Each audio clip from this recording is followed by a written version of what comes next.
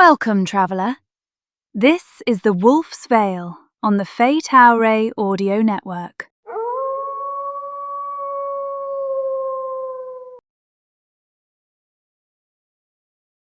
By the time they reached the outer edge of the pack houses, morning had shaken off its chill.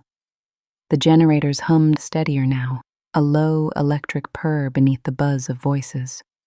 Smoke drifted in thin, pale threads from a few stovepipes. Somebody had music going near the garages, tinny and cheerful. It should have felt ordinary. It didn't. Declan loped ahead as if the ground owed him speed. Lyra kept pace beside Ansley, her hand brushing Ansley's knuckles once, quick, grounding. Ansley's braid lay heavy between her shoulder blades, the familiar tug like a hand reminding her to keep her chin level and her eyes open. "He's going straight to the beta," Lyra said, eyes unfocusing for a heartbeat as the link tugged at her attention. "He's sending the highlights." She grimaced. "And the colour commentary." "Of course he is," Ansley said, dry. Her spirit rustled under her skin like a branch stirring.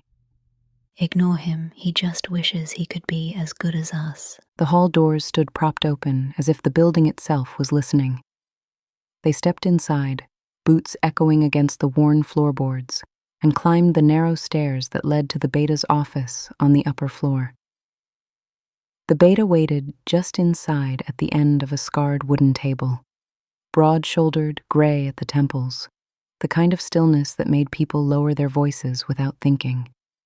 He wore a dark sweater and a look like he'd been up since before sunrise and disliked every reason for it. "Report," the beta said. The word landed like a gavel. Declan shifted at the threshold in a sweep of fur to skin that looked like it hurt him less than patience did. He dragged a hand through his hair and didn't bother with pleasantries. "Snares in the birch meadow. 3, fresh. Scrape on a spruce above the creek. Too high for boar, too clean for accident. Metallic scent near the ridge." He tipped his chin toward Ansley without looking at her. "She spotted prints. Light. Balanced. Someone careful." Lyra's jaw set. "We both saw the snares," she said. "Declan disarmed one. I got the other 2. The scrape is deliberate. Someone is testing how close they can get without being noticed." The beta's gaze found Ansley and held there. Not hostile, not warm. An assessment, like he weighed the grain of a piece of wood before deciding where to cut. "Ansley." Ansley kept her voice even. Her spirit pressed against her thoughts with a warning. "Don't give them too much. Keep it simple, but tell them enough." She nodded once and chose her words carefully. "I don't believe it was rogues," she said. "nor hikers who lost their way. The snares were placed where our weight falls crossing the meadow. The claw marks were too uniform. The scent at the ridge didn't smell right for human." She paused, then let the last piece out with care. "I believe it is shifters." The word hit the room like a hidden step in the dark. Lyra went still beside her. Declan's head snapped up. "How would you know that?" he said flatly, nothing polite about it. "Metallic scent could be old wire, could be a poacher's hands, could be any one of a dozen things that don't start with shifter. You say, not human, like you've got a nose the rest of us don't." Ansley felt the sting and let it pass. "I'm just giving my thoughts," she said, calm as stone. "and as I have come across shifters before, this is what the evidence is showing me." "Evidence?" Declan shot back. "A few snares, prints, and metallic scent are not really evidence." Lyra stepped half a pace forward, voice edged. "She's giving you what she saw. That's the point of a patrol, Declan." "Enough," the beta said, not loud, only final. The word folded the air around it and everything in the room settled by inches. He leaned his knuckles on the table. "What matters is pattern. Traps along the creek. Claw marks too clean. Scent recurring." His gaze moved from one face to the next. "Whoever's pressing us isn't done." He straightened, decision already in his eyes. "We double the north and creek runs at dusk. Rotate night watch in pairs. Any snare you find, you bag it and bring it to the shed by the garages. I want a map of placements on the wall by sundown. His gaze swept the room, landing on Declan last. You'll take the first dusk run with a full patrol team. Declan's mouth twitched. Yes, Beta. The beta's gaze moved across them all again, then settled. His words were already flowing through the pack link to every wolf, a ripple of command that left no space for doubt. Only for Ansley's benefit did he speak them aloud. That is all. They all turned to leave. Declan was gone so fast it looked like the door had taken him. Lyra lingered at the doorway, waiting for Ansley as if she had never considered leaving without her. Don't let him stick to your ribs. She said, low, as they walked down the narrow stairs and stepped out of the hall into the daylight. He'll come around. Ansley huffed a sound that wasn't quite a laugh. Has he ever come around to anyone? Only after they bleed beside him. Lyra said cheerfully. So our odds are excellent. Dusk run. Her eyes warmed. You were right, you know. About what? The ridge. The scent. It felt... Lyra searched for the word, shook her head. wrong. I'm not saying shifter, I'm just saying wrong. I trust your read. Ansley let the gratitude move through her like a warm drink. Thank you. Lyra bumped her shoulder. You don't have to worry so much. She said. Then, brighter. And if anyone asks, I definitely won our spar yesterday. Ansley allowed herself a small smile. You pinned me in spirit. In spirit counts. Lyra declared. Food? Food. Ansley agreed, because eating was something her body understood even when her head wanted to pace. It was midday now, the sun tilting high, and the pull of hunger was sharper. They cut across the clearing toward the longhouse kitchen, where the air was thick with the scents of stew and bread and overboiled coffee, layered over a dozen clattering conversations. A Bluetooth speaker argued with a frying pan. Someone laughed too loudly. It could have been any lunch hour. They loaded plates. Thick slices of brown bread still warm from the oven, a ladle of beef and barley stew fragrant with onions, and wedges of sharp cheese.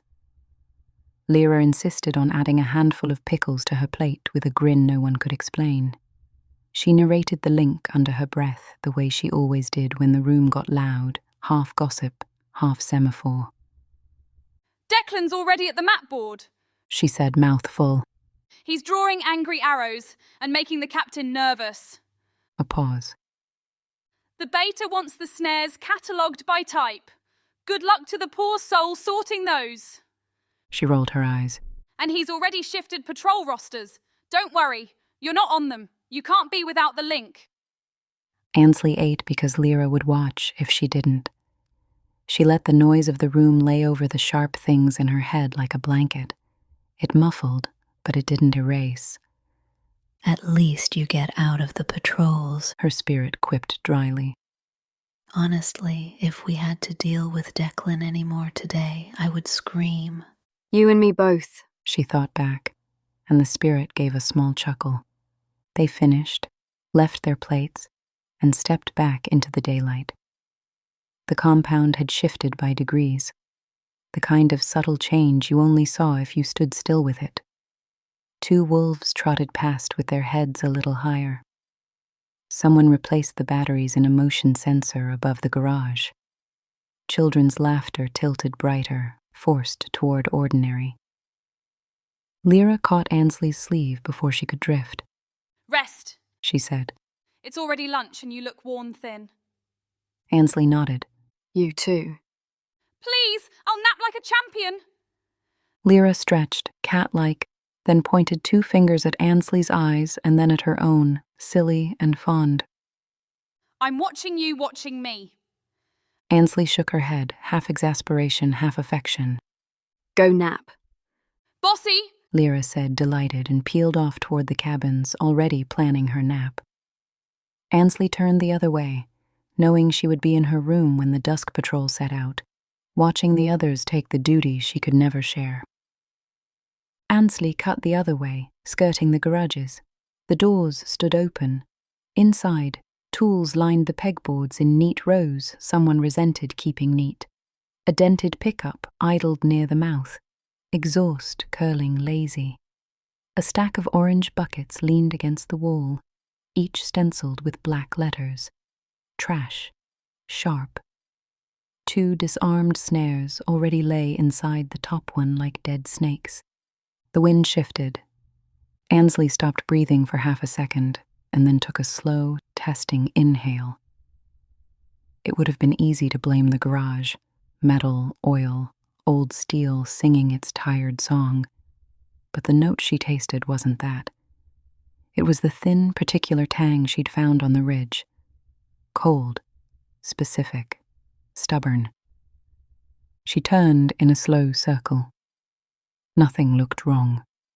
2 teens carried a crate between them and bickered about whose turn it was to hose the walk.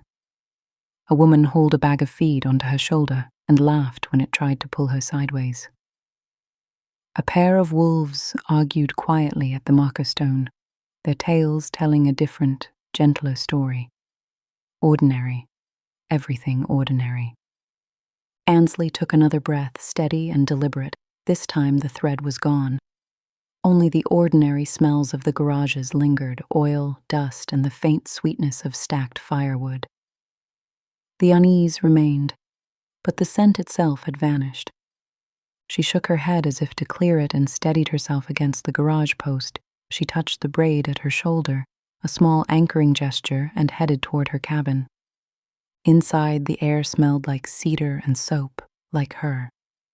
She sat on the edge of the bed and unlaced her boots, but didn't lie down. Napping felt like turning her back on something with its mouth open. Ansley stared at the wall for a long time. Then she rose, retied her boots, and slipped back outside. The gardens welcomed her with rows of herbs and late-blooming flowers, their scents mingling in the warm air. She walked the path slowly, letting the rhythm of green leaves and bees' hums ease the tight coil inside her. A few pack members passed and offered nods. She returned them with a faint smile, grateful for the ordinary peace. She lingered until the shadows stretched long and the first calls for patrol stirred in the distance. Near the garden gate, she caught sight of Lyra, almost bouncing on her toes with excitement. Real patrol! Lyra said with a grin, her eyes shining. Finally! Ansley smiled faintly, masking the pang in her chest. Go show them how it's done. You bet I will! Lyra squeezed her hand quickly before jogging off to join the others. The sound of paws striking dirt soon filled the air as wolves prepared to run. Only then did Ansley return to her cabin, the air heavy with the pulse of movement and purpose she could never join. As she stepped inside just as dusk settled, a thought pressed sharp in her mind. Would this be the night the shifters made their move? Our tale comes to a pause here. This has been The Wolf's Veil on the Fate Array Audio Network. Until next time, go gently, traveller.